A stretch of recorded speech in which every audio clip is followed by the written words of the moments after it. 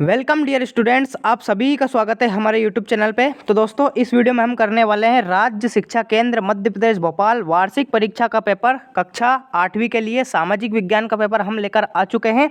तो इस वीडियो को आपको कंप्लीट वॉच करना है। साथ ही में अगर आपने हमारे यूट्यूब चैनल को अभी तक सब्सक्राइब नहीं किया है तो यूट्यूब चैनल को सब्सक्राइब कर लीजिए, ताकि ऐसे ही वीडियो की नोटिफिकेशन सबसे पहले आपको मिल जाए। रिजल्ट के रिगार्डिंग आपकी सारी की सारी वीडियोस जो होगी वो इसी यूट्यूब चैनल पे अपलोड की जाएगी। ठीक है, कब तक आपका रिजल्ट आएगा, कैसे क्या कॉपी वगैरह चेक होगी, क्या इस बार ज़्यादा रिजल्ट डाउन रहेगा, क्या सब मैं एक अलग सेपरेट वीडियो बना दूंगा। इसलिए आप चैनल को सब्सक्राइब कीजिए ताकि वीडियो की नोटिफिकेशन सबसे पहले आपको मिल जाएगी। ठीक है, चलिए।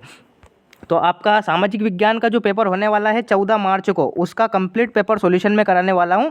तो इस वीडियो में आपको कंप्लीट वॉच करना है। साथ ही में इस वीडियो को आप अधिक से अधिक शेयर कर दीजिए। ठीक है, चलिए शुरू करते हैं। राज्य शिक्षा केंद्र मध्य प्रदेश भोपाल वार्षिक परीक्षा सत्र 2023-24 विषय सामाजिक विज्ञान कक्षा 8वीं। पूर्णांक आपका 60 नंबर रहने वाला है। ये आपका पेपर कोड है। परीक्षा अवधि आपकी 2.5 घंटे रहने वाली है। ठीक है, चलिए तो बिना किसी टाइम को वेस्ट किए शुरू करते हैं। देख सकते हैं आप, पहला जो क्वेश्चन है आपका क्या है, बहुविकल्पी प्रश्न। प्रश्नों को पढ़कर नीचे दिए गए विकल्पों में से सही विकल्प चुनकर लिखिए। प्रत्येक प्रश्न के लिए 1 अंक निर्धारित है प्यारे बच्चों। ठीक है, चलिए जी, पहला क्वेश्चन क्या है। पहला क्वेश्चन आपका, भारत के साथ व्यापार हेतु 1664 ईस्वी में बनाई गई फ्रांसीसी कंपनी कौन सी थी। ठीक है, ए ऑप्शन है यहाँ पे द इंद ओरिएंताल, दूसरा है डच ईस्ट इंडिया कंपनी, तीसरा है पुर्तगीज कंपनी, चौथा है ईस्ट इंडिया कंपनी। ठीक है, तो क्वेश्चन का करेक्ट आंसर क्या आ जाएगा। क्वेश्चन का करेक्ट आंसर आ जाएगा आपका ईस्ट इंडिया कंपनी, यानी कि डी ऑप्शन इस क्वेश्चन का राइट आंसर आ जाएगा प्यारे बच्चों। ठीक है, डी ऑप्शन। अगला देखते हैं।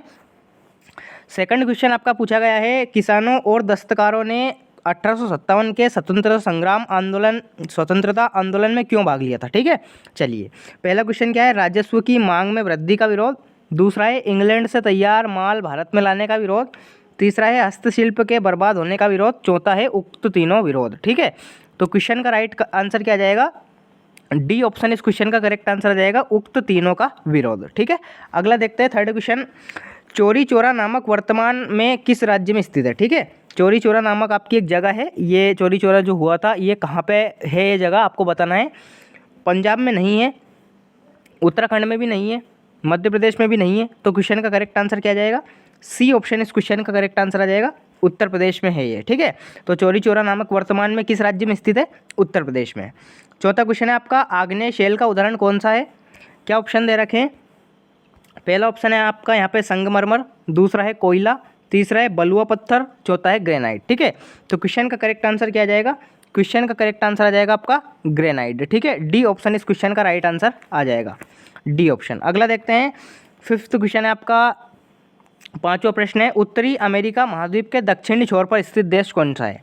पहला है आपका कोस्टा रिका, दूसरा है निकारागुआ, तीसरा है ग्वाटेमाला, चौथा है पनामा। ठीक है, तो फिफ्थ क्वेश्चन यानी कि उत्तर अमेरिका महाद्वीप के दक्षिणी छोर पर स्थित है, कौन सा स्थित है, पनामा। ठीक है, डी ऑप्शन इस क्वेश्चन का करेक्ट आंसर आ जाएगा। अगला देखते हैं, दक्षिण अमेरिका की सबसे लंबी नदी कौन सी है। ठीक है, दक्षिण अमेरिका जो आपका महाद्वीप है उसकी सबसे लंबी नदी कौन सी आपको बताना है।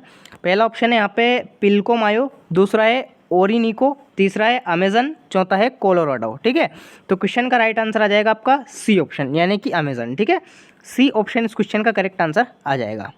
नेक्स्ट देखते हैं आपका, 22 दिसंबर को भारत में जब शीत ऋतु होती है तो उस समय ऑस्ट्रेलिया में कौन सी ऋतु होती है। ठीक है, 22 दिसंबर जबकि मतलब भारत में पूरे ऑल इंडिया में मान सकते हैं ज़्यादातर नॉर्थ पार्ट जैसे कि एमपी राजस्थान वगैरह में सर्दी होती है यानी कि ठंड होती है। तो ऑस्ट्रेलिया जो है आपका वहाँ पे क्या होती है आपको बताना है। पहला क्या है, ग्रीष्म ऋतु होती है, दूसरा है वहाँ पे भी शीत ऋतु होती है, तीसरा है शरद ऋतु होती है, चौथी है वर्षा ऋतु होती है। ठीक है, तो वहाँ पे आपकी ग्रीष्म ऋतु होती है यानी कि ए ऑप्शन इस क्वेश्चन का करेक्ट आंसर आ जाएगा। ठीक है, वहाँ पे क्या होती है, गर्मी होती है यानी कि ए ऑप्शन इसका राइट आंसर आ जाएगा। अगला देखते हैं। 8th क्वेश्चन है आपका, राष्ट्रीय एकीकरण में नागरिकों के मन में कौन सी भावना व्याप्त रहती है। ठीक है, ये आपको बताना है। पहला ऑप्शन क्या है, राष्ट्रीयता की भावना, दूसरा ऑप्शन है यहाँ पे धार्मिक भावना, तीसरा है जातीयता की भावना, चौथा है ABC में से कोई नहीं।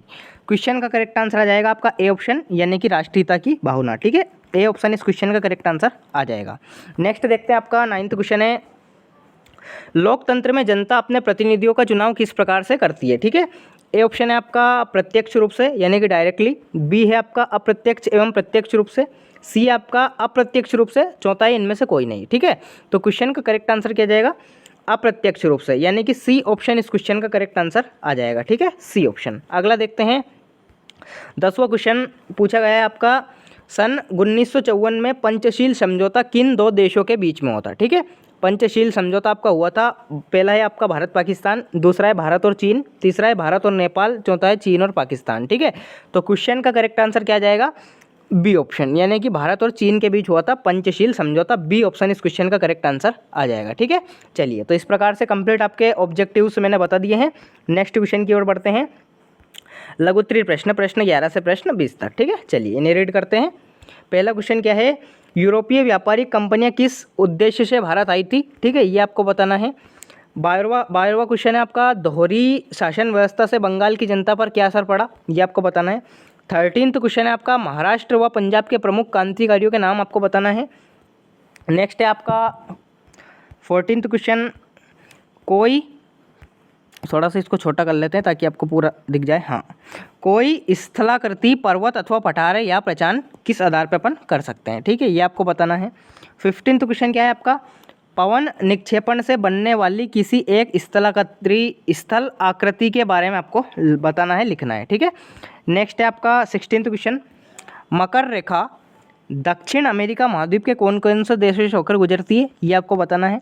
नेक्स्ट है आपका 17वां क्वेश्चन है आपका, अत्यधिक रासायनिक उर्वरक के उपयोग का पर्यावरण पर क्या प्रभाव पड़ता है।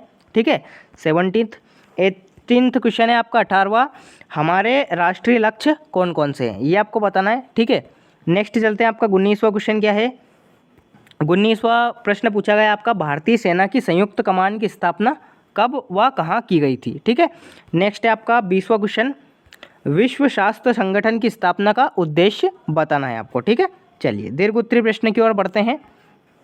देखिए दीर्घोत्तरीय प्रश्न क्या है, दीर्घोत्तरीय प्रश्न पूछा गया आपका, जलियांवाला बाग हत्याकांड की घटना का संक्षेप में वर्णन लिखिए। बिल्कुल आप लिख सकते हैं, जलियांवाला बाग हत्याकांड। देखिए सबसे पहले तो आपको बताना है जलियांवाला बाग हुआ कहाँ था, तो ये अमृतसर में हुआ था। ठीक है, अमृतसर कहाँ पे है, पंजाब में है। ठीक है, तो अमृतसर पंजाब में हुआ था। ठीक है, क्या हुआ था इसमें एक आदमी था आपका जनरल डायर, क्या नाम था उसका, जनरल डायर। ठीक है, जनरल डायर ने गोलियां चलवा दी थी इसमें। ठीक है, ओपन फायर करवा दिया था, तो सबको, बहुत सारे लोगों की इसमें मृत्यु हुई थी।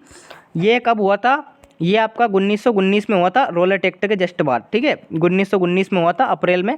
रोलेट एक्ट आपका मार्च 1919 में पारित हुआ था, और ये जो जलियांवाला आपका बाग हत्याकांड है ये 1919 में होता। ठीक है, अप्रैल 1919 में हुआ था। ठीक है, तो ये आपको लिखना है, इसको संक्षिप्त में आप लिख सकते हैं। नेक्स्ट जो क्वेश्चन है, अगर आप उन्हें देखना चाहते हैं 22वां 23वां 24वां, तो चैनल को सब्सक्राइब कर लीजिए, ताकि अगले वीडियो में मैं उनका विद सॉल्यूशन उनके आंसर्स डाल दूंगा। अगर इन क्वेश्चंस के आंसर भी आपको नहीं पता है तो अगले वीडियो में मैं इनके आंसर्स डालने वाला हूं, इसलिए आप चैनल को सब्सक्राइब कर लीजिए। ठीक है, चलिए तो मिलते हैं नेक्स्ट वीडियो में, तब तक के लिए टाटा बाय बाय, जय हिंद, वंदे मातरम, भारत माता की जय।